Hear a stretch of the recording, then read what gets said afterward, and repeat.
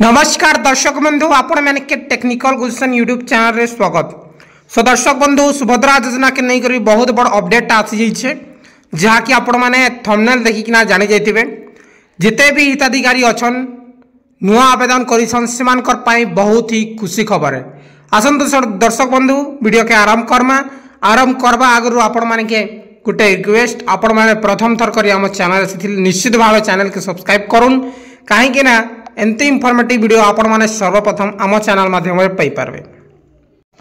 सो दर्शक बंधु देखुन कनक ब्यूरो अपडेट देइथे सुभद्रा हिताधिकारी बड़ खबर नुआ वर्ष रे एका थर के दुईटी किस्ती पाइबे नुआ हिताधिकारी बेले एका थर के जेते भी नुआ हिताधिकारी यादे जेन आज लास्ट डेट अच्छे जेते भी नुआ हिताधिकारी माने आवेदन करबे से माने एका थर के जनवरी रे नुआ वर्ष रे जहाँकि दुईटी किस्ती बेले 10,000 टंका पाइबे आज्ञा ठीक अच्छे जहाँकि आपण मैंने देखिपारछन कैंसी फेक न्यूज नहीं से प्रभाती परिड़ा निजे कहिछन सुभद्रा हिताधिकारी बड़ खबर नुआ वर्ष रे एका थर के दुईटी किस्ती पाइबे नुआ हिताधिकारी आरु आमे पोर्टाल खुलीछु 21 वर्ष जेन मान के हेइछे से माने आवेदन करि पारबे।